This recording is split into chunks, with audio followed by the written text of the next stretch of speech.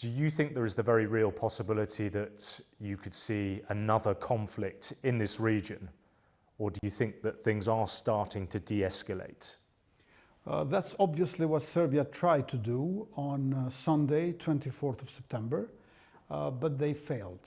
In spite of bringing in our territory around 80 heavily armed paramilitary terrorists and criminals who came to the Orthodox monastery of Banjska in Zvečan and who killed one of our police officers, hero of Kosovo, Sergeant Afrin Bunyaku. They wanted to start a new war because they wanted to destabilize Kosovo. This act of aggression represents violation of our territorial integrity, state sovereignty and national security. So they tried to destabilize our country and they failed. Will they try again? I cannot say for certain, but their political goals and their non-recognition of our country and their not facing the crimes which they have committed in the past is not changing. So I guess we better get prepared for similar attempts in the future, which we should make sure that they will fail again. Just so that we can be very, very clear about this, because this is it's a very significant claim that you are making. You are saying that the attack that we saw in Banjska was orchestrated by the Serbian state, going up all the way to the presidents. That's what your position is. Serbia is not a democratic country. They have an authoritarian regime, and the president of Serbia is a notorious autocrat. So it is impossible things like this to happen without his knowledge. So actually, he would have had full knowledge of this attack, is your position? I think he had full knowledge because he was in preparing it, and he was part of what has happened to us by bringing people who sit next to him in important meetings in Belgrade in paramilitary uniforms to attack our country and to kill our police. Ammunition that we have found, military equipment and armament, drones, rocket launchers, AK-47, grenade launchers, all of this came from Serbia. They have been producing this in Zastave Arms, military arm factory, state-owned. And you don't think it's possible that these men could have got hold of this military equipment without the help of the Serbian state? No chance. On the contrary, our prosecution now has evidence that they have been handing out also documents together with this heavy armament. Also the Sloboda factory, military factory in Čačak. So ammunition and armament, which is worth over 5 million euros, has been produced in these two military factories, state-owned in Serbia. And the people who were attacking us, they belong generally to two criminal terrorist organizations, Severna Brigada, Northern Brigade, and Civilna Zaštita, Civil Protection, 3 months ago declared terrorist organizations by our government. We should probably make it clear, though, that the Serbians deny that. They deny any involvement at a state level, and they have also made arrests of paramilitary leaders. They deny because they are playing with Putin's playbook in Donbas, little green men in northern part of Kosovo, not that little, but green men for sure, who wanted to start a war and divide Kosovo, create chaos, make our independent, democratic, young country, progressive, implode. And likewise, they have been simply flipping stories. Whatever they do, they say that Kosovo is doing. This is typical for what Putin is doing in Ukraine, but I must say what Milosevic also did in Kosovo 30 years ago. Milan Radojcic, the little Prigozhin, because little Putin in Belgrade, President Aleksandar Vučić, has his little Prigozhin in the mountains surrounding Kosovo called Milan Radojcic. He confessed He admitted that he organized this terrorist and criminal attack. Now he has been arrested in Serbia due to international pressure on Belgrade. What we need now is him being tried in Kosovo, where he committed the crime. He's citizen of Kosovo as well. And do you think that's likely? This is what we demand, and this is what our international partners, allies, friends should help us achieve. People didn't believe that he will be arrested, but international pressure made Serbia arrest Milan Radojic. He needs to be extradited in Kosovo. And when it comes to this provocation, how would that work? Obviously, we saw the raid. That went on for many hours. I think 4 people died in it. How would the provocation, I mean, you're talking about starting a war. How would that provocation play out? I mean, how do you think, what do you think the design of it was? In my view, they gathered inside and around this monastery of Banjska, Orthodox monastery from the 14th century, because they wanted to give a religious flavor to the conflict. Let's recall how the war in Bosnia and Herzegovina started in 1992. 1st of March, father of a groom in a wedding ceremony and a Serbian Orthodox bishop, they got wounded. The father of the groom died. The bishop was still alive. I think he survived. But that's how we see siege of Sarajevo in almost next 4 years. This is how in Bosnia and Herzegovina they started this war. They wanted to do the same in Kosovo, because also in Kosovo they wanted Republika Srpska. Republika Srpska is a creature of genocide, genocidal war. They need a war to get Republika Srpska. And that's how they used Milan Radojic, this little Prigozhin, to go to the Orthodox monastery, hoping that our police is going to raid the monastery, shoot at the walls of the monastery. Some pilgrims and bishops get hurt, and then you have proliferation of photos of religious war and Serbia defending Christianity, defending Orthodox Christianity, which would play perfectly in the hands of Kremlin, Putin, and also Kirill, the patriarch of Russian Orthodox Church. I think this was their plan, which has failed. We got the first act of drama turned into tragedy for our policemen, and 3 terrorists were eliminated. Several of them are arrested. Vast majority of them managed to escape. We are searching for them. But let me explain one thing. They killed our policemen with an ambush. Once in the daylight, after morning, we started to engage in heavy fightings with them. They had no chance with our police. So what I worry now is these kind of ambushes of terrorist and criminal gangs, who in the past were also involved in drug smuggling. In 2.5 years that I am in office, we destroyed all over Kosovo 16 drug farming laboratories, 9 of them in the northern part of Kosovo, all of them linked with Milan Radojic. You've talked a little bit about Vladimir Putin and Russia's role in all of this. You talked about the ambush that we saw being part of the playbook that he used initially with Crimea in the Donbas with little green men. Do you think that this coincides with what's going on in Ukraine, that there's a larger strategic design to all of this that's being put forwards by the Kremlin to try and sort of pull apart at the edges of Europe? Do you think that's something that is happening, or do you think it's just part of a project that has been in their minds for many, many years?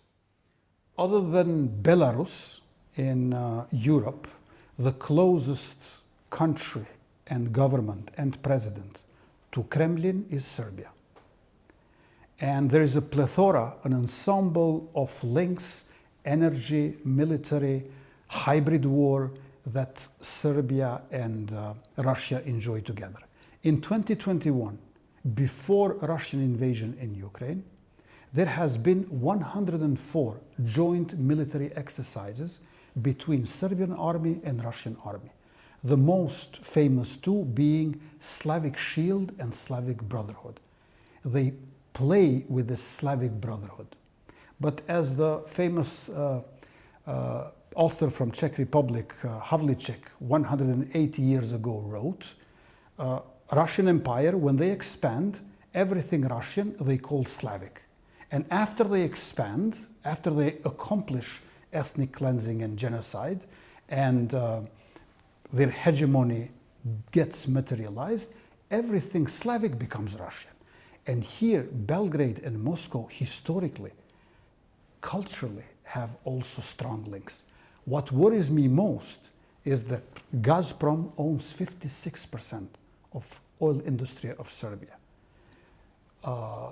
MiG-29s that they have, they got 8 of them donations from Belarus and 6 from Russian Federation. But how does this, in your opinion, fit in with what's going on in Ukraine?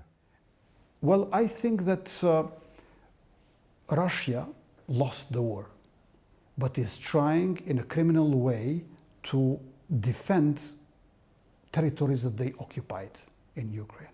They have interest in spillover effect, because in this way they continue with destabilization of European continent and with threatening EU and NATO.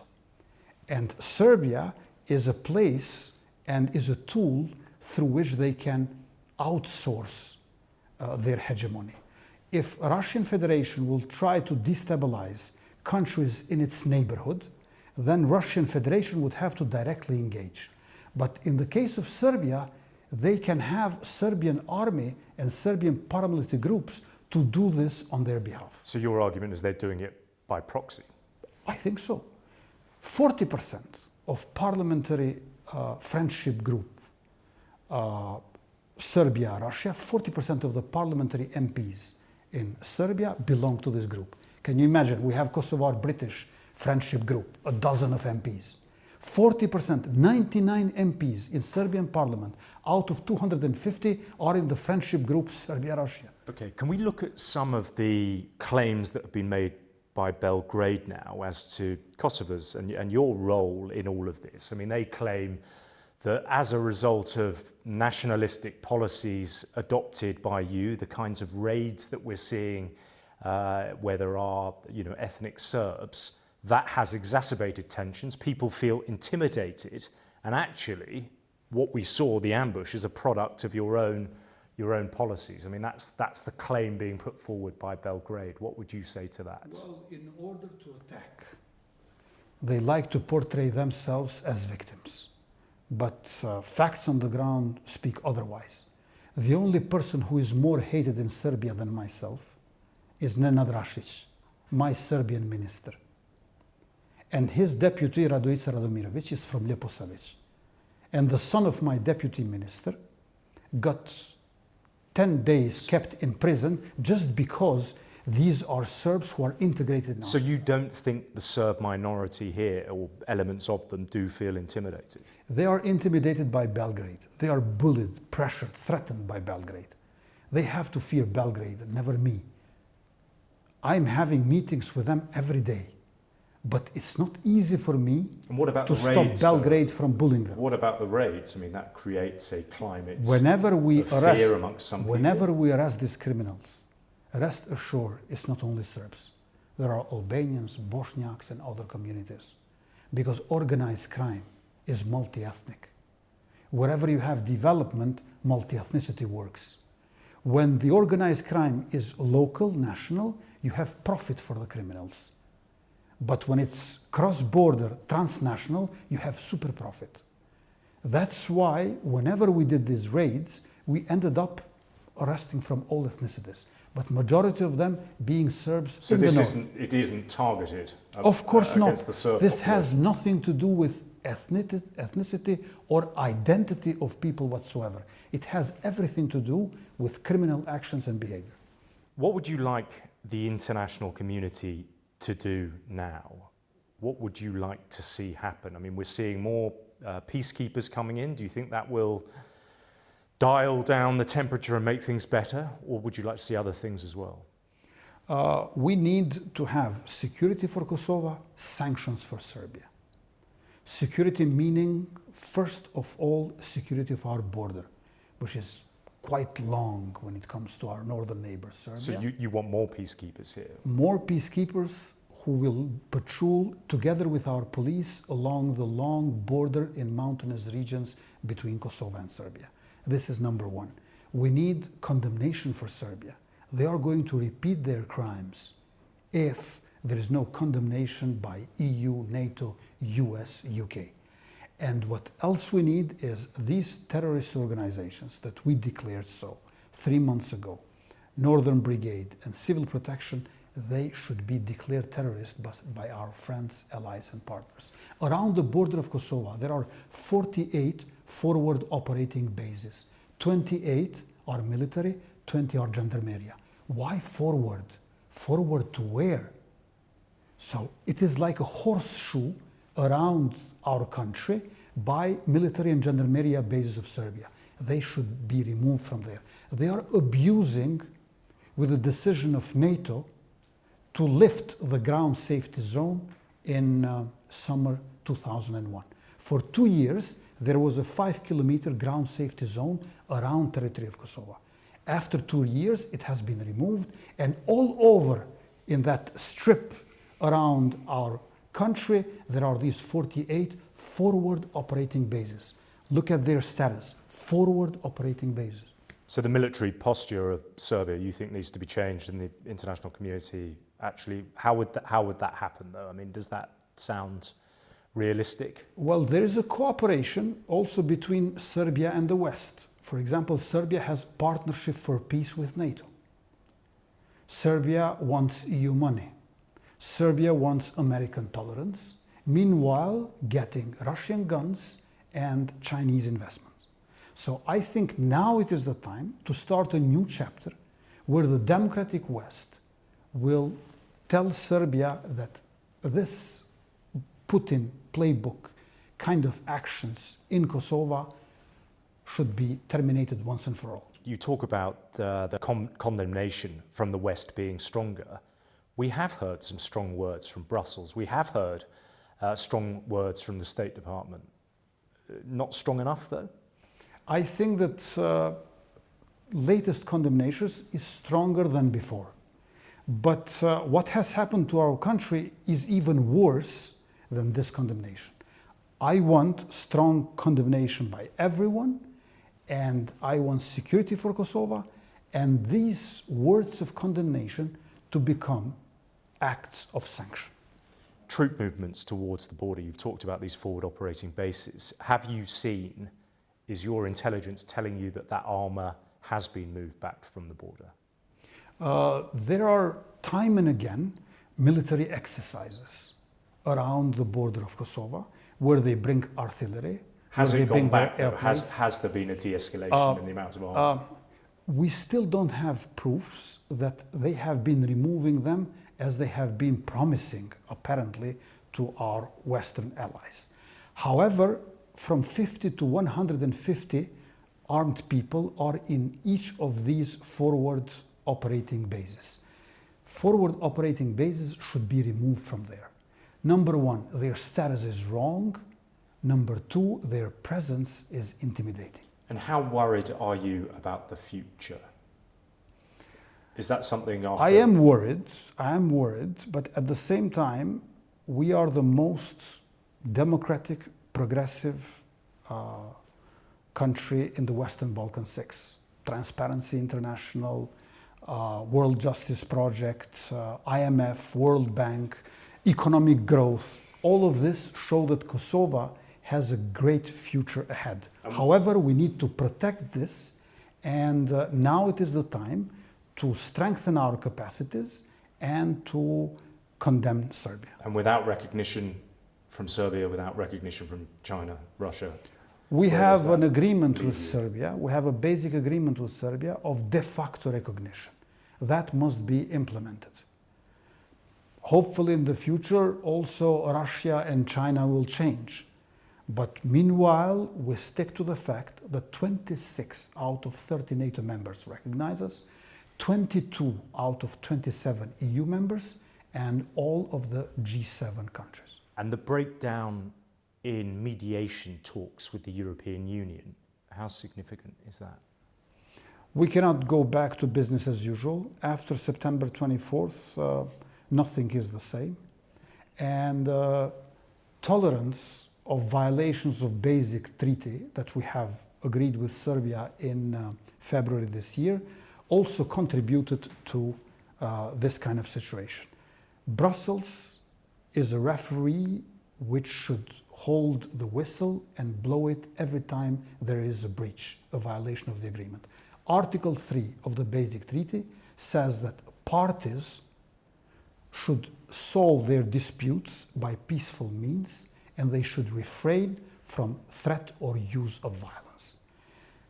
I expect Brussels to name and condemn every violation of our basic treaty. In this way, we can get back on the path of implementing de facto mutual recognition between Kosovo and Serbia and enable European democratic good neighborly relations. Prime Minister, thank you very much for talking to us.